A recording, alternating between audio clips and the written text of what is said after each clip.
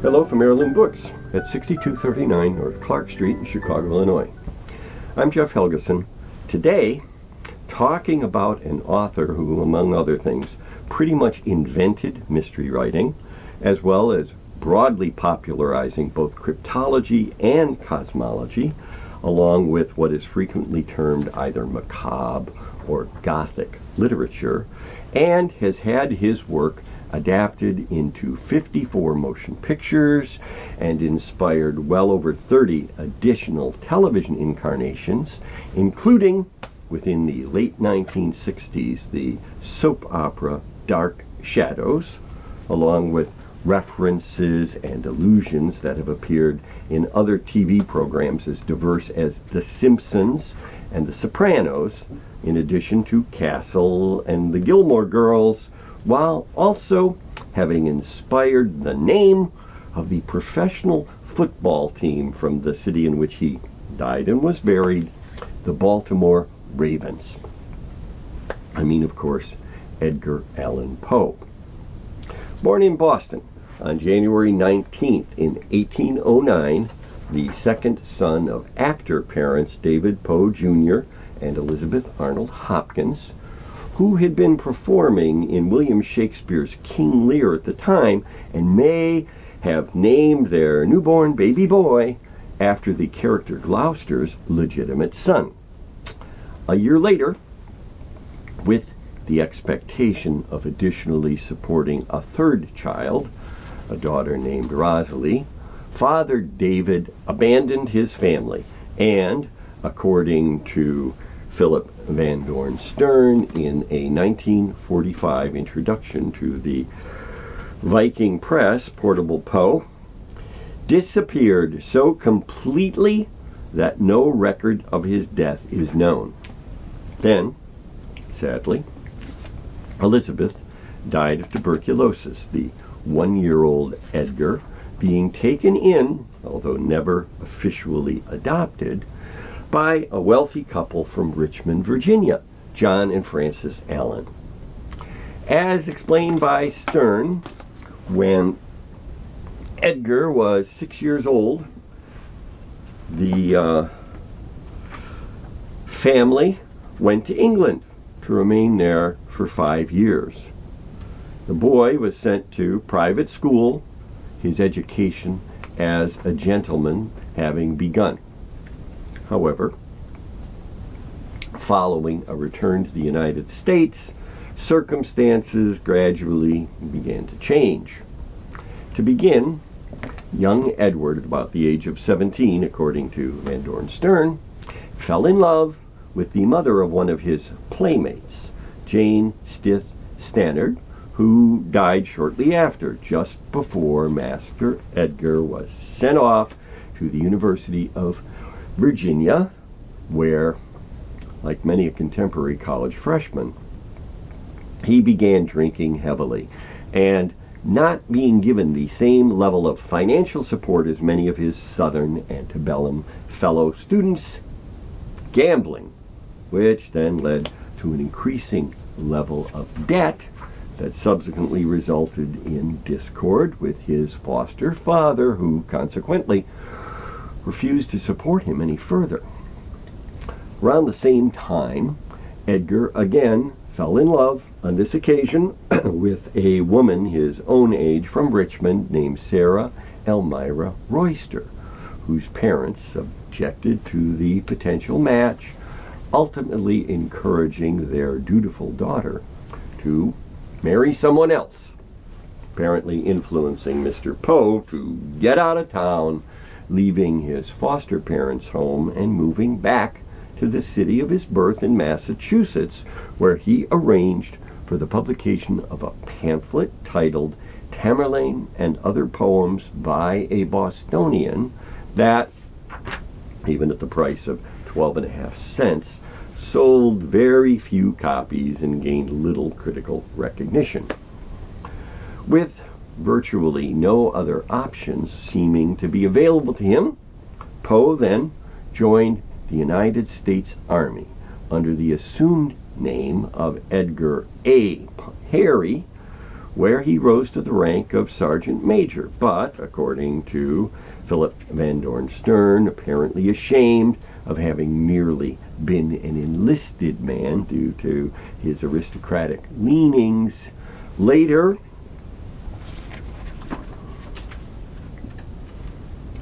accounted for the time spent in the army by saying that he had gone abroad to fight in the Greek War of Independence,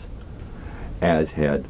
Lord Byron just before his death in 1824. Honorably discharged after 4 years, Poe went to Baltimore, where his older brother, William Henry Poe, had been dying of tuberculosis and alcoholism in the home of their paternal aunt,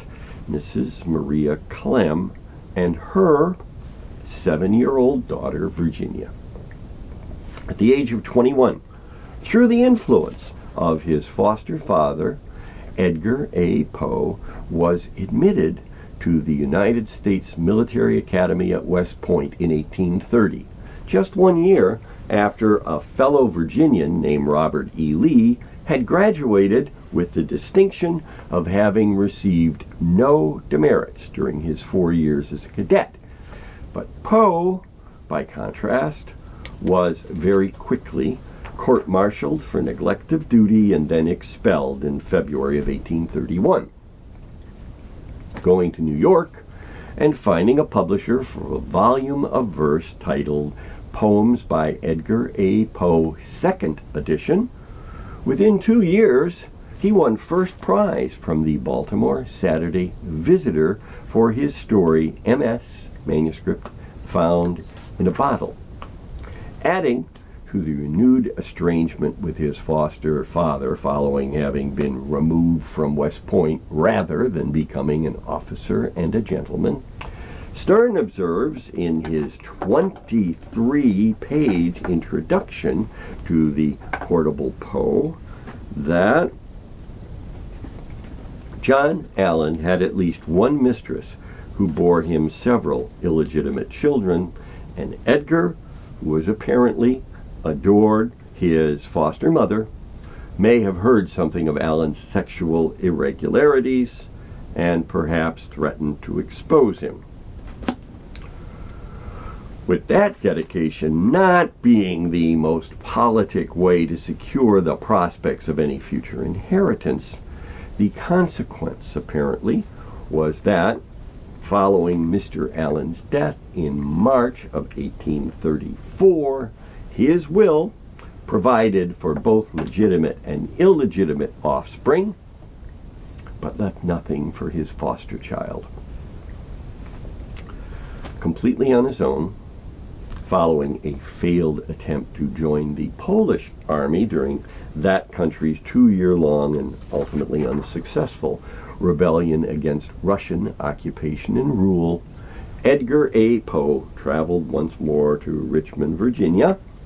where he became assistant editor at the Southern Literary Messenger, was fired due to drunkenness, although subsequently being reinstated after taking a temperance pledge. According to the Chronicle in the Portable Poe, it was at this point in his life that the writer's aunt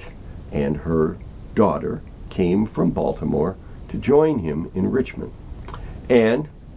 perhaps for purposes of propriety, living together under the same roof in a boarding house, the 27-year-old Edgar Allan Poe did the right thing and married his then just 14-year-old first cousin, who he frequently referred to as Sis, a fact that has generated a great deal of speculation with respect to whether or not their marriage was ever consummated, something which very probably will never be known. At the beginning of the following year, in 1837, Poe resigned from his $15 a week position at the Southern Literary Messenger and moved his family to New York City, where in 1838 he obtained a publisher for his only full-length work, the narrative of Arthur Gordon Pym describing an expedition to the Antarctic involving mutiny, shipwreck, famine, and a mix of the supernatural and the real that 20th century English poet W.H. Auden has characterized as one of the finest adventure stories ever written. A year later, Poe got a job in Philadelphia with the Gentleman's Magazine, in which he first published The Fall of the House of Usher, dealing with circumstance surrounding a premature burial, relocating his aunt and young wife, and then having a collection of stories published under the title of Tales of the Grotesque and Arabesque, which included The Fall of the House of Usher, and for which the author was merely compensated by a limited number of complimentary copies. Taking an editorial position on Graham's magazine in 1841, Poe came briefly into a very rare agreement with the highly successful poet Henry Wadsworth Longfellow by positively reviewing Nathaniel Hawthorne's Twice Told Tales. At around this time, Poe also published a work that would eventually influence the likes of Sir Arthur Conan Doyle, Agatha Christie, Dorothy Sayers, Mickey Spillane, Dashiell Hammett, Raymond Chandler, and John Grisham, in addition to, since 1945, inspiring the Mystery Writers of America to annually present a small bust of the writer as its Edgar Award, due to his having created their genre with The Murders in the Rue Morgue. During the next 2 years, Poe published several critical essays, such as The Poet's Vision, Genius and Madness, Fancy and Imagination, in addition to the impossibility of writing a truthful autobiography. But then his wife, Virginia, as the author described it, burst a blood vessel while singing, causing him, in his own words, to become insane with long intervals of horrible sanity, during which he drank God knows how often or how much. Nonetheless, this was also when Poe wrote a non-fiction piece titled Eureka, which inspires the scientific notion of an evolving universe, as has been dramatically illustrated by the recently launched James Webb Telescope, and that was dedicated, like a major park here in Chicago, to the German naturalist Alexander von Humboldt. Additionally,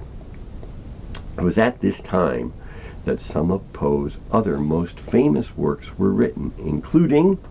The Pit and the Pendulum, purporting to be a first-person account of the nightmarish experience of a Spanish Inquisition torture victim, The Black Cat, The Gold Bug, influencing the development of cryptology through the decoding of the alleged treasure map of the Caribbean pirate Captain Kidd, The Cast of the Amontillado, and The Telltale Heart, essentially establishing an archetype for the American psycho killer. This was also when Poe began attempting to obtain funding for his own magazine, relocating his family to New York, somewhat successfully publishing his poem, The Raven, and then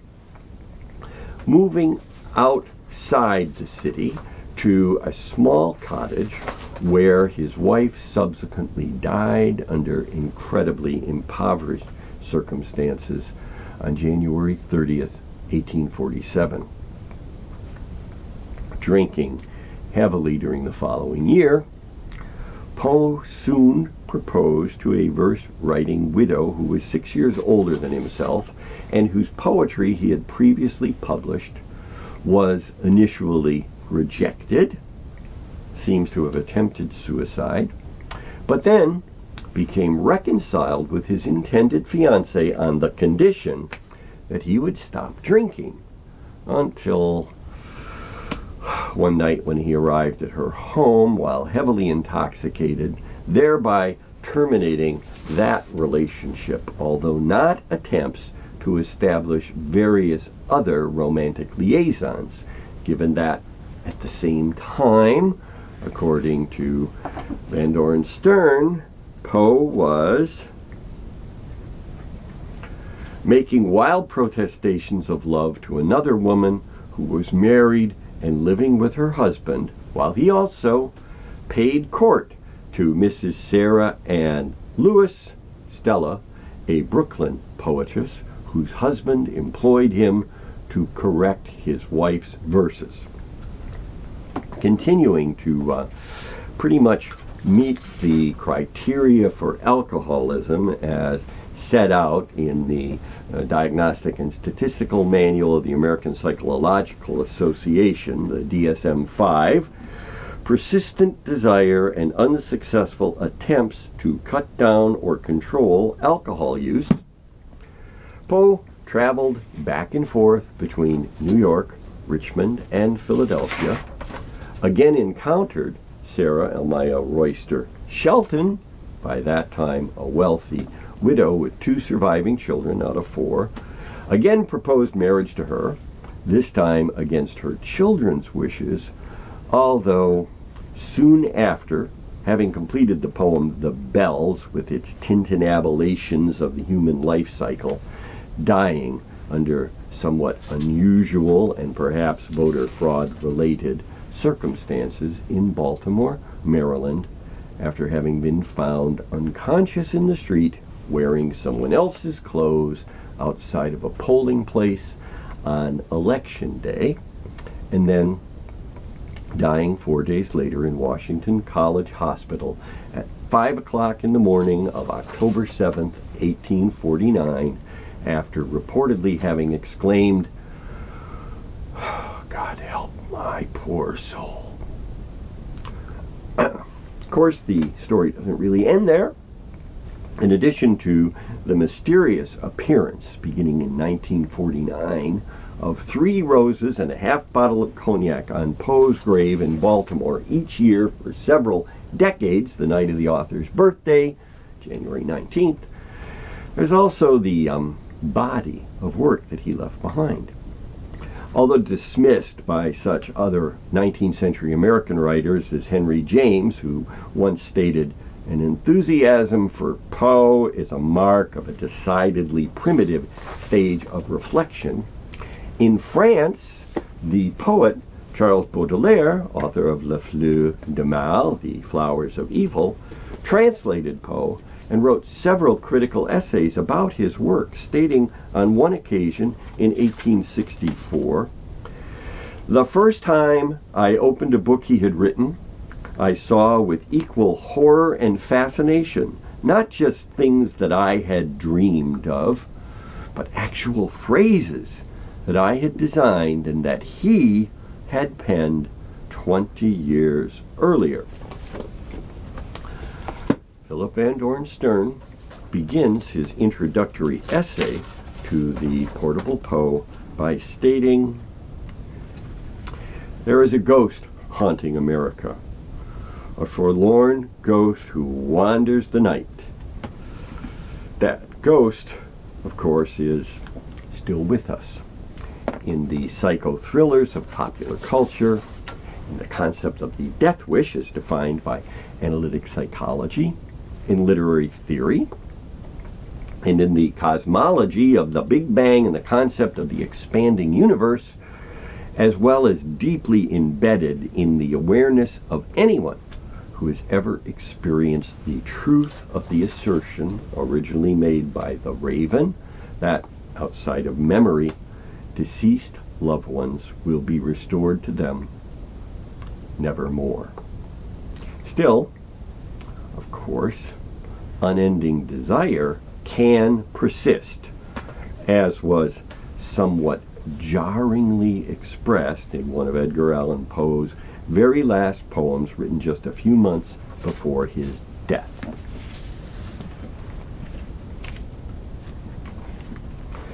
"It was many and many a year ago,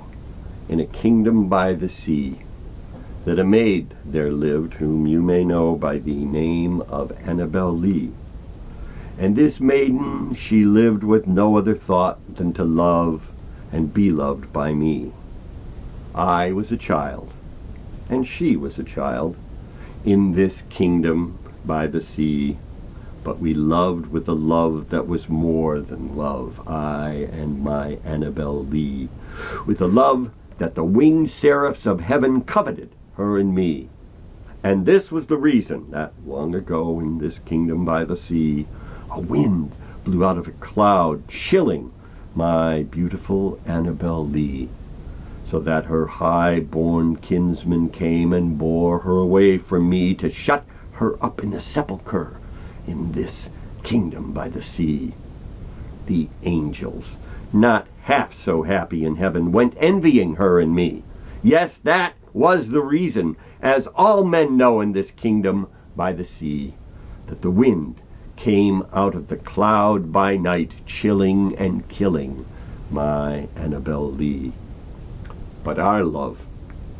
it was stronger by far than the love of those who were older than we, of many far wiser than we. And neither the angels in heaven above nor the demons down under the sea can ever dissever my soul from the soul of the beautiful Annabel Lee. For the moon never beams without bringing me dreams of the beautiful Annabel Lee. And the stars never rise, but I feel the bright eyes of the beautiful Annabel Lee. And so, all the night tide, I lie down by the side of my darling, my life and my bride, in her sepulchre there by the sea, in her tomb by the sounding sea. I'm Jeff Helgeson. Heirloom Books is located at 6239 North Clark Street in Chicago, Illinois.